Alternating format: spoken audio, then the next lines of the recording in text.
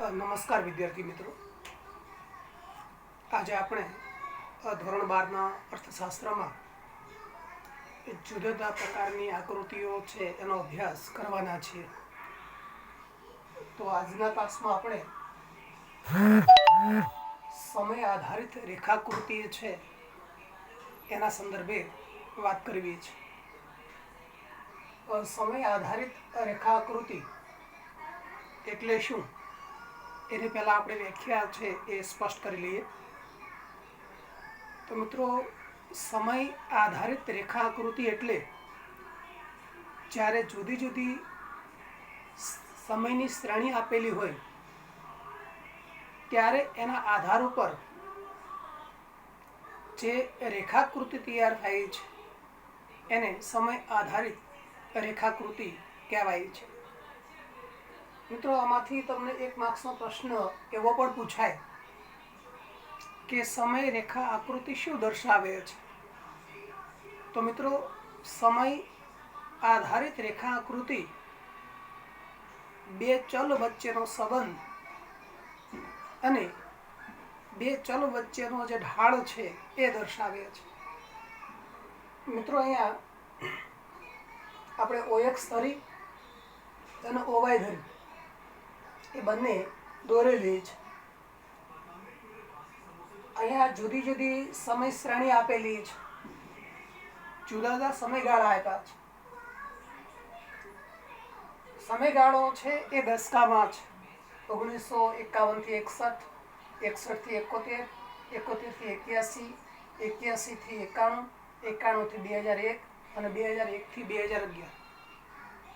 એટલે સમયગાળો છે દશકામાં આપેલો છે અને દરેક દશકામાં વસ્તી વૃદ્ધિ દર કેટલો છે એ દર્શાવેલો છે. અહીંયા તમે બરાબર જોઈ શકો છો કે દરેક દશકામાં વસ્તી વૃદ્ધિ દર કેટલો છે. તો આના આધારે આપણે સમય આધારિત રેખાકૃતિની વ્યાખ્યા છે એ કરી શકીએ કે જુદો જુદો સમયગાળો આપ્યો હોય અને એના આધારે જે રેખા તૈયાર થાય છે, જે લાઈન તૈયાર થાય છે, આપેલી આંકડાકીય માહિતીના આધારે સમયગાળો આપ્યો છે, એની સામે દરેક દશકાનો છે વસ્તી વૃદ્ધિ દર આપ્યો છે. તો આ બંને આંકડાકીય માહિતીનો ઉપયોગ કરીને જે રેખા તૈયાર થાય છે, જે આકૃતિ તૈયાર થાય છે એને મિત્રો સમય આધારિત રેખાકૃતિ છે એ કહેવાય છે. મિત્રો, સમય આધારિત રેખાકૃતિ છે એ શું દર્શાવે છે એવો પણ પ્રશ્ન પૂછાય, જેની હમણાં જ આપણે વાત કરી. તો મિત્રો, બરાબર યાદ રાખજો કે સમય આધારિત રેખાકૃતિ એ બે ચલ X ધરી પરનું ચલ અને Y ધરી પરનું ચલ એની વચ્ચેનો સંબંધ કેવો છે એ દર્શાવે છે. અને એના આધારે આ બંને ચલને આપણે જ્યારે અલગ અલગ બિંદુઓથી જોઈન્ટ કરીએ છીએ, આકૃતિમાં દર્શાવીએ છીએ, ત્યારે ચોક્કસ સ્લોપ ઢાળ છે આપણને મળે છે. તો મિત્રો, બરાબર યાદ રાખો કે સમય રેખાકૃતિ બે ચલ વચ્ચેનો સંબંધ અને ઢાળ દર્શાવે છે. અને એના આધારે આપણે કહી શકીએ કે જુદા જુદા સમયગાળાની અંદર જે તે સામેનું પેરામીટર છે, ઘટક છે, એમાં શું ફેરફાર થયો છે. બીજી મહત્વની બાબત મિત્રો યાદ રાખજો કે સમય આધારિત રેખાકૃતિની અંદર જે X ધરીએ છે ત્યાં સ્વતંત્ર ચલ એટલે કે સમયગાળો દર્શાવ્યો છે. અહીંયા સમયગાળો છે એ દશકામાં છે, 10 વર્ષના ગાળામાં છે. સામે પક્ષે તમે જોશો તો Y ધરી ઉપર છે એ દશકાનો વસ્તી વૃદ્ધિ દર, પોપ્યુલેશન ગ્રોથ રેટ ડિકેડ એ દર્શાવેલો છે. તો અહીંયા તમારે યાદ એટલું રાખવાનું છે કે OX ધરી ઉપર સ્વતંત્ર ચલ એટલે કે સમયગાળો દર્શાવ્યો છે અને OY ધરી ઉપર છે એ પરતંત્ર ચલ એટલે કે દાયકાનો વસ્તી વૃદ્ધિ દર ટકામાં દર્શાવેલો છે. મિત્રો, સમય આધારિત રેખાકૃતિ માત્ર વસ્તીના સંદર્ભમાં દોરી શકાય છે એવું નથી. કોઈ પણ આર્થિક ઘટના લઈ શકો તમે, જુદા જુદા સમયગાળામાં ગરીબીની માહિતી લઈ શકો, જુદા જુદા સમયગાળામાં આર્થિક વિકાસ દરની માહિતી લઈ શકો, જુદા જુદા સમયગાળામાં તમે છે એ સાક્ષરતા દરની માહિતી લઈ શકો, બેરોજગારીની માહિતી લઈ શકો, કોઈ પણ પ્રકારની આર્થિક ઘટનાની માહિતી છે એ તમે લઈ શકતા હો છો. ટૂંકમાં કહેવાનો અર્થ એ છે કે જુદા જુદા સમયગાળામાં આપેલ જે ચલ છે, આર્થિક જે ચલ છે, એમાં શું પરિવર્તન આવે છે એ આપણે સમય આધારિત રેખા આકૃતિથી સમજી શકીએ છીએ. અને એટલે જ સમય આધારિત રેખાકૃતિ આ બંને જે ચલ છે, સ્વતંત્ર ચલ અને પરતંત્ર ચલ, એ બંને વચ્ચેનો સંબંધ અને બંને વચ્ચેનો જે ઢાળ છે એ આપણને ખ્યાલ આવે છે. ઢાળમાં મિત્રો આપણને ખ્યાલ છે કે માંગ અને કિંમતનો જ્યારે આપણે સંબંધ તપાસીએ છીએ, કિંમત અને માંગ વચ્ચેનો સંબંધ તપાસીએ ત્યારે માંગ રેખાનો ઢાળ કેવો હોય છે? ઋણ. એ રીતે આપણે કિંમત અને પુરવઠા વચ્ચેનો ઢાળ તપાસીએ છીએ ત્યારે પણ આપણને ખ્યાલ આવે છે પુરવઠા રેખાનો ઢાળ છે એ ધન હોય છે. ટૂંકમાં ઢાળ એ બે ચલ વચ્ચેનો સંબંધ દર્શાવે છે. માંગ રેખા શું કહે છે કે કિંમત વધે છે ત્યારે માંગ છે ઘટે છે, અને કિંમત ઘટે છે ત્યારે માંગ વધે છે. ટૂંકમાં એનો જે ઋણ ઢાળ છે એ બે ચલ વચ્ચેનો વ્યસ્ત સંબંધ છે એ દર્શાવે છે. તો મિત્રો આટલી વાત કર્યા પછી આપણે સમય રેખાકૃતિ છે એ દોરવાનો પ્રયત્ન કરીએ. અહીંયા આકૃતિની અંદર તમે જોઈ શકો છો એ પ્રમાણે OX ધરી ઉપર છે એ સમયગાળો દર્શાવ્યો છે. 51, 61, 71, 81, 91 અને 2001. OY ધરી ઉપર છે એ દાયકાનો વસ્તી દર દર્શાવ્યો છે. મિત્રો અહીંયા યાદ રાખજો બરાબર, સ્કેલ માપ લેતી વખતે ખૂબ કાળજી રાખવાની છે. પહેલા તમારે સમય શ્રેણી કાઉન્ટ કરવાની છે. કેટલી છે? તો કે સમય શ્રેણી 6 છે. 1, 2, 3, 4, 5 અને 6. તો એ પ્રમાણે તમારે માપ લેવાનું છે. એ રીતે દાયકાનો વસ્તી વૃદ્ધિ દર છે એ ઓછામાં ઓછો 17 છે, વધારે છે એ 24.80 છે. તો તમે અહીંયા 5, 10, 15, 20, 25, 30 એવી રીતે માપ લઈ શકો. યાદ એટલું રાખવાનું છે કે અહીંયા જે આપણે માપો લખીએ છીએ અને અહીંયા જે માપ લખીએ છીએ ઓછામાં ઓછા છે એ 3 હોવા જોઈએ અને વધારે છે એ 15 હોવા જોઈએ. એનાથી વધવા જોઈએ 3 અને 15, એની વચ્ચે છે એ આપણે માપ રાખવાનું હોય છે. તો મિત્રો અહીંયા તમે બરાબર જોઈ શકો છો કે OX ધરી ઉપર આપણે સમયગાળાને દર્શાવ્યો છે અને OY ધરી ઉપર છે એ આપણે દાયકાના વસ્તી વૃદ્ધિ દરને દર્શાવવાનો પ્રયત્ન કર્યો છે. આ બંને ધરીઓ એકબીજાને જ્યાં પોઈન્ટ આઉટ કરે છે એને O એટલે કે ઓરિજિન પોઈન્ટ, જેને ગુજરાતીમાં આપણે ઉદ્ગમ બિંદુ તરીકે ઓળખાવીએ છીએ. તો મિત્રો આપણે સ્ટાર્ટ કરીએ રેખાકૃતિ. તો શરૂઆતનો પહેલો જે સમયગાળો છે એ 1951 થી 61. તો અહીંયા તમારે કાળજી રાખવાની છે કે 1951 થી 61 ક્યાં છે? તો કે અહીંયા. એ સમયની અંદર છે એ વસ્તી વૃદ્ધિ દર કેટલો છે? 21.64. તો હવે એની હાઈટ 21.64 એટલે નિયર અબાઉટ અહીંયા. તો અહીંયા તમારે પોઈન્ટ આઉટ કરવાનું છે. એક બિંદુ છે એ તમારે દોરવાનું છે. ત્યાર પછી બીજો જે સમયગાળો છે 61 થી 71. તો એમાં મિત્રો દાયકાનો જે વસ્તી વૃદ્ધિ દર છે એ 24.80 દર્શાવ્યો છે. તો અહીંયા તમારે આવી જવાનું છે 1961 થી 71 સમયગાળાની અંદર દાયકાનો વસ્તી વૃદ્ધિ દર છે 24.80 છે. એટલે નિયર અબાઉટ અહીંયા 25 એટલે 24.80. અને સહેજ તમારે આ રીતે રાઉન્ડમાં લેવાના છે. ત્યાર પછી મિત્રો આગળનો જે સમયગાળો છે 1971 થી 81. તો મિત્રો એ સમયગાળાની અંદર દાયકાનો વસ્તી વૃદ્ધિ દર છે એ 24.66 છે. એટલે 71માં તમારે આગળ જવાનું છે અને અહીંયા 24.80 થી સહેજ નીચે એ તમે પોઈન્ટ આઉટ કરશો. ત્યારબાદ આગળ 81 થી 91 નો જે દસકો છે તો એ સમયગાળાની અંદર દાયકાનો વસ્તી વૃદ્ધિ દર તમે જોઈ શકો છો એ પ્રમાણે 23.87 છે. તો અહીંયા 81 થી 91 અને 23.87 એટલે નિયર અબાઉટ. આને પણ તમારે રાઉન્ડ કરવાનું છે. ત્યાર પછીનો મિત્રો સમયગાળો છે 1981 થી 2001. તો એ સમયગાળામાં 21.54 એટલે 91 અને 21.54 એટલે આજે 64 છે એનાથી નીચે એટલે આટલે. અને ત્યાર પછી મિત્રો છેલ્લો જે સમયગાળો છે, છેલ્લો જે દસકો છે 2001 થી 2011, તો 17.64. તો 17.64 એટલે નિયર અબાઉટ. અને યાદ એટલું તમારે રાખવાનું છે કે આ બંનેને તમારે જ્યાં આ આંકડો અને આંકડો ભેગા થાય છે ત્યાં પોઈન્ટ કરવાનો છે. એ રીતે અહીંયા પણ તમે જોઈ શકો છો. આ રીતે તમે છે, જો કે તમારે જ્યારે રેખાકૃતિ પૂછાય છે ત્યારે આ રીતે એને લાઈનો છે એ જોઈન્ટ કરવાની નથી, પણ તમારે યાદ રાખવાનું છે કે 1961, 71, 81 કે કોઈ પણ સમયગાળો આપ્યો તો એની સામે જે વસ્તી વૃદ્ધિ દર છે એ બંને કઈ જગ્યાએ ભેગા થાય છે ત્યાં તમારે પોઈન્ટ આઉટ કરવાનું રહે છે. તો મિત્રો આપણે અહીંયા દરેક દસકાના જે વસ્તી વૃદ્ધિ દર છે એને આપણે પોઈન્ટ આઉટ કરી લીધા છે. હવે આને જોડી દેવાના છે. ફ્રી હેન્ડ હળવા હાથે તમે છે એ જોડી શકો છો. તો અહીંથી તમે સ્ટાર્ટ કરી શકો.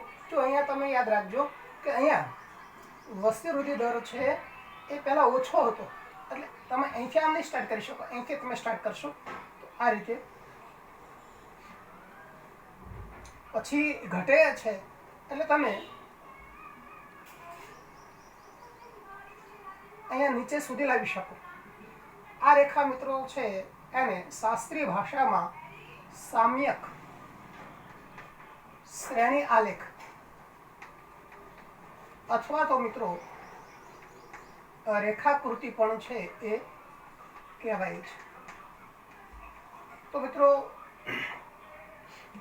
શક્ય હોય તો તમે અહીંયા જે પોઈન્ટ કર્યા છે ત્યાં તમે આંકડાઓ લખવા હોય 21.64, 24.80, 64, 24.66, 23.87, 21.54 અને 17.64 એવી રીતે લખી શકો છો. તો આ રીતે આપણી રેખાકૃતિ છે એ તૈયાર થાય છે. મિત્રો જ્યારે તમે આલેખ દોરો છો અથવા તો આકૃતિ દોરો છો ત્યારે તમે આકૃતિ જે રીતની દોરી છે, જો પરફેક્ટ આકૃતિ તમારી હશે તો તમને 2.5 માર્ક્સ છે એ પ્રાપ્ત થાય છે. અને બાકીના જે 2.5 માર્ક્સ છે એ મિત્રોનું જે વિશ્લેષણ છે એમાંથી પ્રાપ્ત થતા હોય છે. તો હવે એ જે વિશ્લેષણ છે,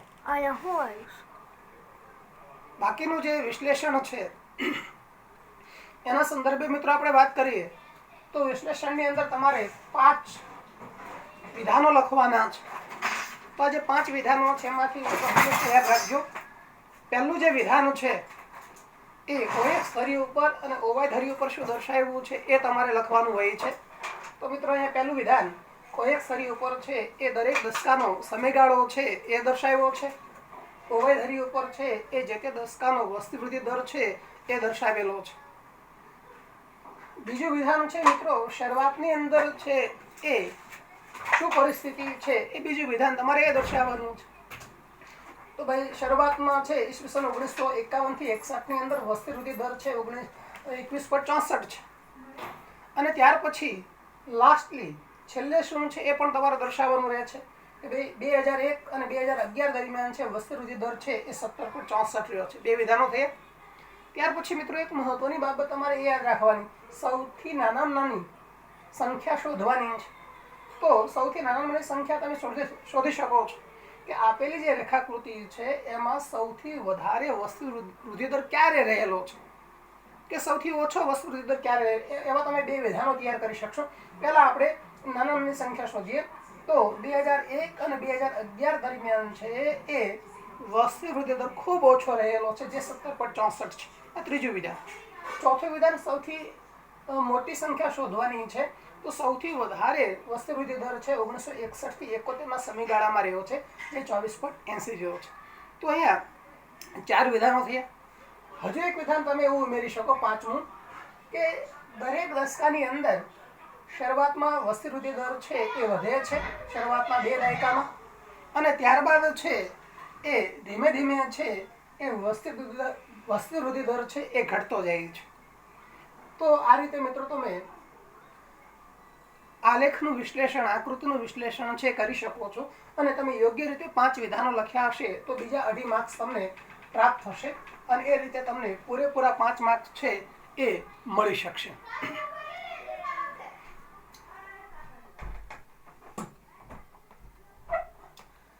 બીજું મિત્રો મહત્વની બાબત અહીંયા આપણે એ સમજવાની છે કે આ રીતે તમે 2.5 માર્ક્સ છે એ આકૃતિના, 2.5 માર્ક્સ છે એ વિશ્લેષણના, એ રીતે તમને 5 માર્ક્સની અંદર પૂછાય. જો કે અત્યાર સુધી સામ્યક શ્રેણી આલેખ છે ઓછો પૂછાય છે, વધારેમાં વધારે પાસેની સ્તંભાકૃતિ અથવા તો સ્તંભાલેખ છે એ વધારે પૂછાતા હોય છે. બીજો મિત્રો અહીંયા તમારે એ પણ કાળજી રાખવાની છે, આ માહિતી ક્યાંથી લેવામાં આવી છે તો ભાઈ સેન્સસ ઓફ ઇન્ડિયા, ભારતનું જે વસ્તી ગણતરી નું પંચ છે એમાંથી આંકડાકીય માહિતી લેવામાં આવી છે. તો આટલી બાબતો મિત્રો ધ્યાન ઉપર રાખજો. હવે પરીક્ષાની દ્રષ્ટિએ ખૂબ મહત્વનું અને અત્યાર સુધી સૌથી વધારે વખત છે પૂછાયેલો જે પ્રશ્નો છે એના વિશે મિત્રો આપણે વાત કરવી છે, સ્તંભ આકૃતિ અને તેના પ્રકાર. તો મિત્રો સ્તંભ આકૃતિ અને તેના પ્રકારો સંદર્ભે આપણે વાત કરીએ તો મુખ્યત્વે અહીંયા 3 પ્રકારો છે. પહેલી સાદી સ્તંભાકૃતિ, બીજું પાસની સ્તંભાકૃતિ, ત્રીજું છે એ વિભાજિત સ્તંભાકૃતિ. તો આ 3 સ્તંભાકૃતિના પ્રકારો છે. એમાંથી પરીક્ષામાં વધારે છે એ સાદી સ્તંભાકૃતિ છે એ પૂછાતી હોય છે. મિત્રો ઘણી વખત પરીક્ષામાં એવું પણ પૂછાય છે કે સ્તંભ આકૃતિ દોરતી વખતે કઈ કઈ બાબતો ધ્યાનમાં રાખવી જોઈએ, તો એ પણ આપણા ધ્યાન ઉપર છે એ હોવું જોઈએ. તો મિત્રો સ્તંભ આકૃતિ દોરતી વખતે છે એ 6 બાબતો છે એ આપણે ધ્યાન ઉપર રાખવાની છે. એમાંની પહેલી બાબત કે જ્યારે આપણે સ્તંભ આકૃતિ દોરીએ છીએ ત્યારે જે અહીંયા સ્તંભ તૈયાર થાય છે એ સ્તંભની જાડાઈ, આ એની જાડાઈ છે અહીંયા સુધીની. તો પહેલા સ્તંભની, બીજા સ્તંભની એ જેટલા સ્તંભ હોય દરેકની જાડાઈ છે એ સરખી હોવી જોઈએ. માનો કે 1 સેન્ટીમીટરની જાડાઈ છે તો બધા સ્તંભ છે 1 સેન્ટીમીટર જાડાઈના હોવા જોઈએ. આ પહેલી મહત્વની બાબત. બીજી મહત્વની બાબત કે સ્તંભની ઊંચાઈ છે એ હંમેશા ચલનું મૂલ્ય કેટલું છે. જો ચલનું મૂલ્ય વધારે હશે તો સ્તંભની ઊંચાઈ છે વધારે હશે, સ્તંભનું મૂલ્ય છે ઓછું હશે તો સ્તંભની ઊંચાઈ છે એ ઓછી આવશે. એટલે બીજી મહત્વની બાબત કે સ્તંભ આકૃતિની અંદર સ્તંભની ઊંચાઈ છે એ સંબંધિત ચલની કિંમત કેટલી છે એના આધારે નક્કી થાય છે. સંબંધિત ચલની કિંમત છે વધારે હશે તો સ્તંભની ઊંચાઈ વધારે હશે, અને સંબંધિત ચલની કિંમત ઓછી હશે તો સ્તંભની ઊંચાઈ છે એ ઓછી થશે. ત્રીજી મહત્વની બાબત પણ મિત્રો યાદ રાખવાની છે કે જ્યારે તમે સ્તંભ દોરો છો ત્યારે પહેલા OX ધરી જે છે ઓરિજિન પોઈન્ટ ત્યાંથી સ્તંભની પહેલો સ્તંભ છે એમાં જે જગ્યા છે એટલી જ જગ્યા તમારે પહેલા અને બીજા સ્તંભ વચ્ચે રાખવાની છે, એટલી જ જગ્યા તમારે બીજા અને ત્રીજા સ્તંભ વચ્ચે રાખવાની છે. અને મિત્રો એવી જ રીતે બાકીના બધા જ જે સ્તંભ તમે તૈયાર કરો છો એમાં 2 સ્તંભ વચ્ચે એક સરખું અંતર રાખવાનું છે. આ પણ બહુ મહત્વની બાબત છે, એ પણ તમારે કાળજી ઉપર રાખવાની થશે. મિત્રો ચોથી બાબત જે મહત્વની છે એ સ્તંભ છે એ મોટા ભાગે હંમેશા મહદઅંશે છે એ OX ધરી ઉપર છે દોરાતા હોય છે, પાયાની ધરી ઉપર દોરાતા હોય છે. જો કે આધુનિક ટેકનોલોજીની અંદર OY ધરી ઉપર પણ સ્તંભ દોરાતા હોય છે, પણ મહદઅંશે છે એ OX ધરી ઉપર દોરાય છે. એટલે આપણને પરીક્ષામાં જ્યારે પૂછે ત્યારે આપણે બને ત્યાં સુધી OX ધરી ઉપર સ્તંભ દોરીશું. મિત્રો પાંચમી મહત્વની બાબત પણ સમજી લેવી જરૂરી છે કે સ્તંભ તમે જે દોરો છો એ આપેલી માહિતીના ક્રમમાં જ હોવા જોઈએ. માનો કે આ પહેલી માહિતી છે 1951 થી 61 અને એમાં 21.64 છે તો પહેલો સ્તંભ એનો, બીજો સ્તંભ આ બીજી માહિતીનો, ત્રીજો સ્તંભ છે એ આ ત્રીજી માહિતીનો. એ રીતે માહિતીના ક્રમમાં જ સ્તંભો છે એ દોરાવા જોઈએ. તો આ બાબત પણ તમારે કાળજીમાં લેવાની છે. અને મિત્રો છેલ્લી બાબત કે આ રીતે તમે સ્તંભો તૈયાર કરો છો ત્યારે તમે બે સમયગાળા સંદર્ભે અહીંયા સમયગાળો આપ્યો, ઘણી વખત દેશ પણ આપેલા હોય કે બીજી કોઈ બાબતો પણ આપેલી હોય, તો અહીંયા તમે સ્તંભો છે એની સરખામણી કરીને યોગ્ય પ્રકારનું અર્થઘટન, તારણ કે ઉકેલ ઉપર આવી શકો છો. તો મિત્રો આટલી બાબતો છે એ સ્તંભ આકૃતિ દોરતી વખતે તમારે ધ્યાન ઉપર રાખવાની છે. હવે પછીના તાસમાં જ્યારે આપણે મળીશું ત્યારે મિત્રો સ્તંભ આકૃતિ કઈ રીતે દોરાય છે, સ્તંભ આકૃતિ દોરતી વખતે છે એ આપણે કઈ કઈ કાળજી રાખીશું એ બધી બાબતો વિશે વાત કરીશું. Thank you.